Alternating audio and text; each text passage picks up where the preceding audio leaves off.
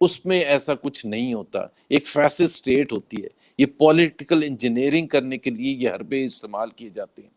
سو ہم 3 سال اللہ کا شکر ہے ہم نے مشکل ترین وقت گزار دیا اور آئندہ بھی تیار ہیں. ہم بالکل کوئی اگر وہ سمجھتے تھے کہ ہم ڈر کے اور کچھ سمجھوتے کر لیں گے یا چپ کر کے بیٹھ جائیں گے, ایسا نہیں ہونے والا. اس سے بھی بڑھ چڑھ کے ہم اس حکومت کے خلاف باہر نکلیں گے اور ان کو تنقید کا نشانہ بنائیں گے. سر آپ نے سپریم کورٹ کے فیصلے کا ذکر کیا ہے, شہباز شریف صاحب کو روک کر توہین عدالت کی گئی ہے. کیا نون لیگ حکومت اور ایف آئی اے کے خلاف توہین عدالت کا کیس درخواست دائر کر سکتی ہے؟ بالکل کریں گے, کرنے جا رہے ہیں.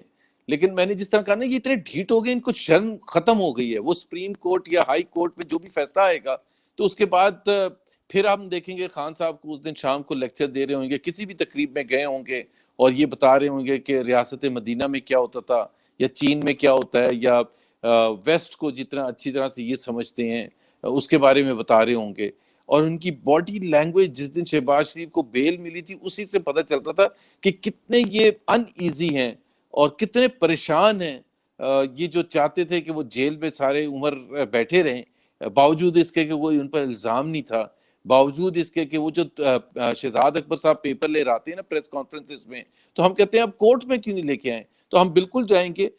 لیکن اگر آپ یہ سمجھ رہے ہیں کہ ہمارا فیصلہ ہمارے حق میں آ جائے گا, ظاہر سی بات ہے اس سے اس حکومت کو کوئی فرق نہیں پڑے گا. یہ پھر ڈھیٹ بن کے کوئی اور قدم اٹھانے کی کوشش کریں گے.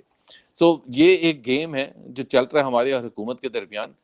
ہمیں صرف افسوس اس بات کا ہوتا ہے کہ 22 کروڑ عوام جو اس میں پس رہے ہیں, ان کی جو فسطائیت ہے اور جو ان کے حربے ہیں, کہ بجائے کہ یہ اس پر فوکس کریں, تعلیم پر, صحت پر, بے روزگاری پر, غربت پر, مہنگائی پر, ان چیزوں کو حل کرے, پانی کے مسئلے, پبلک ٹرانسپورٹیشن کے مسئلے, جو عوام کے ریئل مسئلے ہیں اس کو ایڈریس کریں اور یہ بتانے کی کوشش کریں کہ انہوں نے کیا اقدامات ابھی تک اٹھائے ہیں.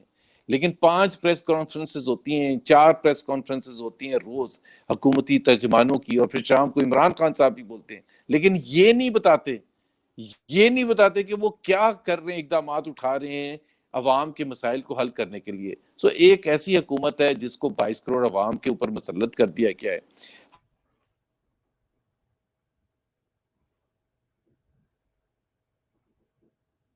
اللہ تعالیٰ.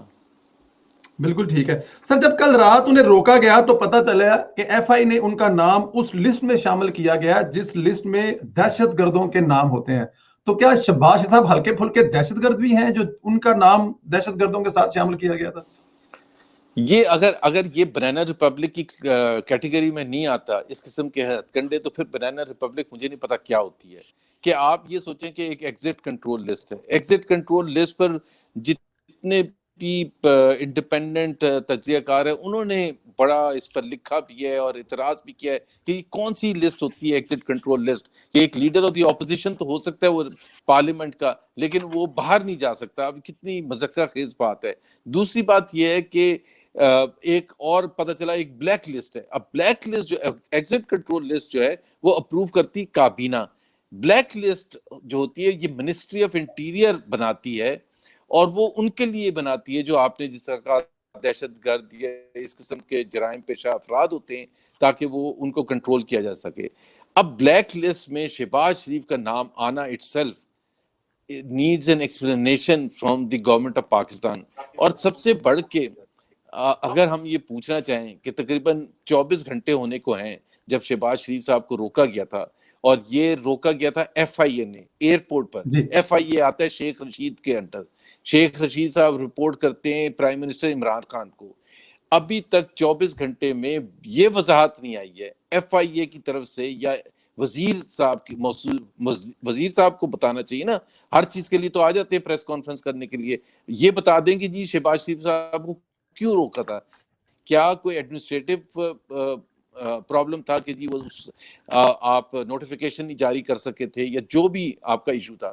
تو جس طرح میں بتا رہا تھا آج شام کسی کو کہ جب میاں نواز شریف کو ڈسکوالیفائی کیا گیا تھا سپریم کورٹ سے 28 جولائی 2017 کو, تو اس وقت تو اتنی پھرتی دکھائی تھی کہ ود ان آورز نوٹیفیکیشن 50 جگہ جا چکا تھا, پریزیڈنٹ سے لے کے اور اسپیکر اور پتہ نہیں کون کون سیکٹری اور military secretary and so on, establishment secretary, مطلب کوئی نہیں بچا تھا جس کو نوٹیفیکیشن نہیں مل گیا تھا ود ان آورز. تو جب آپ نے پھرتی دکھانی ہوتی ہے تو اتنی دکھاتے ہیں, اور یہاں لیکن ہمیں تو ابھی پتہ ہی نہیں ہے. تو اگر اس کا مطلب یہ ہے کہ کوئی ایڈمنسٹریٹو ہچ نہیں تھا, it was a deliberate attempt تھا کہ شہباز شریف صاحب کو روکا جائے. اب اس کا ڈیلیبریٹ اٹیمپٹ کا ہمیں جو اندازہ ہے وہ فواد چودھری صاحب اور شہباز گل صاحب وغیرہ کی طرف سے آ بھی گیا ہے. پہلے تو انہوں نے اعتراض کیا تھا کہ لاہور ہائی کورٹ نے یہ فیصلہ کیوں سنایا ہے. اب وہ یہ کہہ رہے ہیں کہ جی ہم اپیل کریں گے اس فیصلے کے خلاف. تو اس کا مطلب یہ ہے کہ کسی نہ کسی طرح سے انہوں نے روکنا تھا, ڈھیٹ بن کے انہوں نے روک لیا. اب وہ فیصلے کے خلاف جو فیصلہ ہے ان کو باہر جانے کا, تو مطلب ایک ملک کو ہم نے آگے لے کے جانا ہے, یا سن 50 کی دہائی میں جس طرح سے قصے کہانیاں ہم سنتے رہتے ہیں کہ ایوب خان کی حکومت میں کیا ہوتا تھا اور کس طرح سے ضیاء الحق کی حکومت کرتی تھی, پولیٹیکل اپوزیشن کو, میڈیا کو, دوسرے لوگوں کو. آج سب اون کرتے ہیں حبیب جالب کو, سب اون کرتے ہیں, سب فخر سے ان کی نظمیں پڑھتے ہیں. فیض احمد فیض کو بھی ہم فخر سے یاد کرتے ہیں. لیکن جب وہ حیات تھے اور وہ بڑی زبردست نظمیں لکھ رہے تھے سن 60 کی دہائی میں اور سن 80 کی دہائی میں, تو وہ اس وقت اندر بند ہوتے تھے وہی نظمیں لکھنے کے لیے.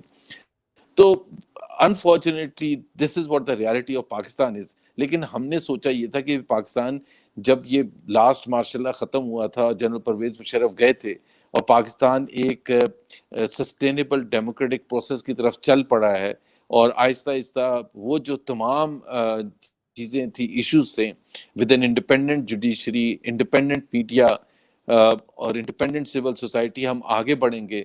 اس کے بجائے یہ جب سے عمران خان صاحب آئے ہیں تو بالکل ریورس گیئر لگ گیا. آپ کو جرنلسٹ کے حوالے سے بھی پتہ ہے, آپ کو ابھی جسٹس فائز عیسیٰ سٹنگ جج کے خلاف جو انہوں نے کرنے کی کوشش کی تھی, تو یہ تو بالکل ہم نے بیک ٹو اسکوئر ون ہے, جہاں سے ہماری جدوجہد شروع ہوئی تھی پاکستانیوں کی